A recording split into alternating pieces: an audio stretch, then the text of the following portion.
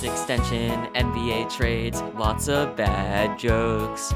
Looking at the college football playoffs. Welcome to episode 11. Yay! Yeah, that sums it up nicely. But you're not going on America's Got Talent anytime soon, sorry to say. Thanks for tuning into this month's episode of the Sportsified podcast. I'm Braylon, And I'm Andrew. and today we're going to be talking about all the latest and greatest news around the sports world. Since it's the holliest, jolliest time of the year, enjoy this beautiful, royalty-free Christmas background music. Let's get started.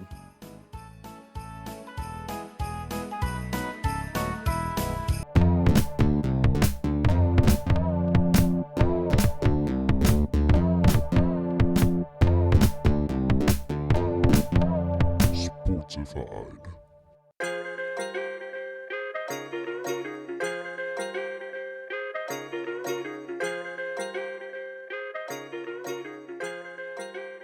Support reach. So NBA back-to-back MVP Giannis Antetokounmpo signed a massive Supermax extension to remain in Milwaukee for the next 5 years, and will receive $228 million over that time. That's a lot. Yeah, thanks Captain Obvious.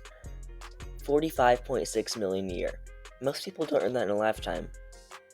Yeah, the vast majority of people. That's insane. I wasn't sure whether or not he'd stay with the Bucks, especially after they whiffed on getting his reported number one offseason target, shooting guard Bogdan Bogdanovic. Yeah, that's a good point, but they still did get a great defender and third star to pair along with Giannis and Chris Middleton. And Drew Holiday. The Bucks paid a hefty price to acquire him from the Pelicans. Eric Bledsoe, George Hill, 3 first-round picks and 2 first-round pick swaps. But I think Holiday is exactly what Milwaukee needed. A low-maintenance veteran who can shoot and defend really, really well. But what do you think this extension means for the future of the Bucks and the NBA? Well, I know a lot of teams are very disappointed that they won't get a chance to sign the best player in the league this upcoming offseason. The Heat, Raptors, Mavericks, Lakers, Clippers, Knicks, and Warriors, they were all supposedly in the Giannis sweepstakes should he have been a free agent. I am very bad at pronouncing his name. He's someone you sacrifice a lot of assets for. So I'm sure they were prepared to do that next offseason to sign Giannis, but now he's off the market. Yeah, there were also rumors that the Bucks, prior to getting Drew Holiday, were interested in trading for star guard Bradley Beal. Of course, that fantasy is probably over with because the Bucks definitely don't have enough assets anymore to swing a big deal. But Bradley Beal brings us to our next topic, that blockbuster trade between the Wizards and the Rockets.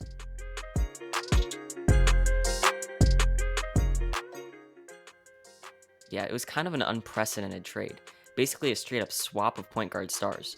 Russell Westbrook, a former MVP, sent from Houston to Washington, D.C. for injury-prone speedster John Wall and a future first-round pick. At this point, it's honestly unclear who won the trade, as both stars have looked good in the preseason, although it is the preseason. Yeah, I recognize that yes, they are exhibition games that don't matter in the long run, but I think it matters a little right now, especially with the sudden start of the season. It's important to note that John Wall has looked really good, most specifically in the pick and roll, with his center from Kentucky, DeMarcus Boogie Cousins. It doesn't look like Wall has lost much of his signature speed, and he and Boogie certainly have some connection. If they don't trade James Harden, Houston could go pretty far this year. Meanwhile, Russell Westbrook made his Wizards debut, and he hasn't changed a bit. His play style remains the same, but he did appear to be passing a bit more.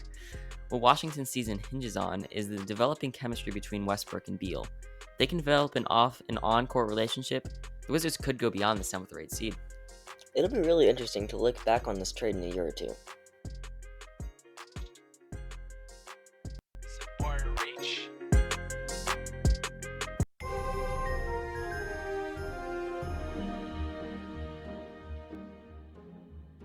And it is official. The 4 teams have been set for the college football playoffs, and nobody is surprised by the rankings. Yep, the Crimson Tide lead the pack with the number 1 seed, and they will be facing Notre Dame, who secured the 4th seed even after an embarrassing ACC title loss. Meanwhile, Clemson and Ohio State will be facing off with the 2nd and 3rd seeds respectively. In this segment, we're going to be briefly touch on our predictions for the playoffs, as well as how flawed many believe the current system is. Alright, Brandon, do you want to start us off in your predictions? Sure thing. As much as I would like to believe that Notre Dame and Ohio State have a chance against the top 2 teams in the nation, Alabama and Clemson, they've proved time and time again that it's very hard to beat either team. Nick Saban and Dabo Swinney, They've really developed well-oiled machines over the years, and even after so many players get drafted to the NFL each year, they just remain on top. It's kind of insane. I think the Clemson-Ohio State game will be closer, as it features the top two Heisman contenders, but the Tigers will most likely pull away at the end. As with the other game, the Fighting Irish has been very inconsistent. They have shown a very inconsistent fight in big games. Yes, they beat Clemson earlier in the season, but that was without Trevor Lawrence. It is a mystery, though, how they scored so little points in the ACC title game, as last time I checked, Lawrence doesn't play defense, although maybe he does stuff up all his hair into a wig and take the field as a linebacker and we just don't notice. Anyways, I think Alabama will blow out Notre Dame. As for the title game, it's really a toss-up. Clemson has a better quarterback, although don't count out Mac Jones. Both teams are very well-rounded, so I could see it going either way. What are your takes, Andrew? I'd mostly agree with you. Let's touch on the Clemson-Ohio State game first. I believe it will be close, but honestly not as close as people might be expecting. I mean, Ohio State is a very good team, but it's also shown its flaws this season, and I truly believe that Clemson is on another level. I'm expecting this to be a 1 or 2 game score. Now, the Notre Dame and Alabama game. Like Brandon said, Notre Dame has been very inconsistent in big games, while Alabama has looked seemingly unstoppable. However, I wouldn't count ND out yet, as I don't believe that Alabama has faced a defense as good as Notre Dame's. Now, it certainly didn't look great in the ACC title game against Clemson, but all year ND has shown that they compete with some top offensive forces, when they've shut down some of the best running backs in the league in their games against North Carolina and Clemson. I mean, Alabama only beat Florida by 6. I do believe that Notre Dame is a better team than Florida overall. So while I expect Alabama to move on to the title game against Clemson, I would still make this a game to watch. Like I said, I expect it to be Clemson and Alabama in the title game. And personally, I believe that Clemson will win it.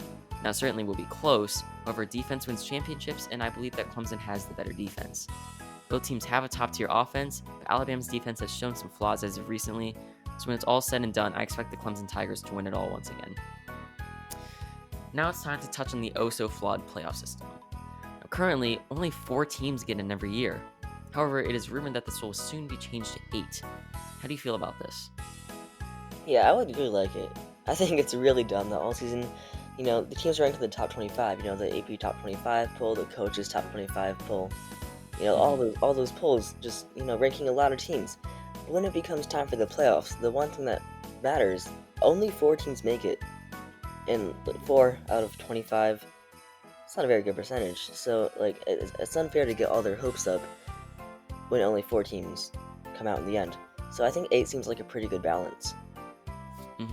I agree.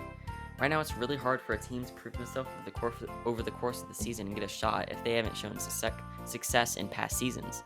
Expanding to 8 teams would allow the conference championships of each of the Power 5 conferences to get a lock, and also let in 3 other teams. Now, these could be teams such as Notre Dame, who had playoff-worthy seasons but didn't win a conference championship, or even a group of 5 team hoping to prove themselves against the big dogs. We see you, Coastal Carolina. Whatever it may be, 8 teams would expand it in a way that would be beneficial to teams, players, and fans. I mean, look at Texas A&M. They were expecting to get in, and if it was 8 teams, they would have gotten in. But Notre Dame just had the slightly better schedule, and there wasn't really anything Texas A&M could do. Yeah, I think it would appeal to the fans as well. It'd add one more week of college football and allow them to see more teams on the big stage. And, all the teams would get more money as well from television contracts and, when fans get back in attendance. That's a lot more money. Yep. Also, having 8 teams would also appeal to NFL scouts, as it adds 4 more teams that are likely filled with potential NFL talent. It's important to see how top draft prospects can fare against the upper tier competition. I would really like to see 8 teams make it to the college football playoff. Yes, for sure. And that concludes our final episode of 2020. I hope you've been enjoying this Christmas music, and props to you for making it to the end. Your reward is a $100 Amazon gift card. Here's the code. Y4BM97JK, you thought. Haha, we're not scammers. At least that's what you think. Make sure to subscribe to our YouTube channel, Sportsified News. Give us a follow on Instagram too at, again, Sportsified News.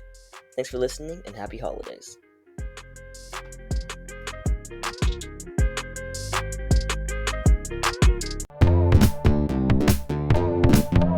Sportsified.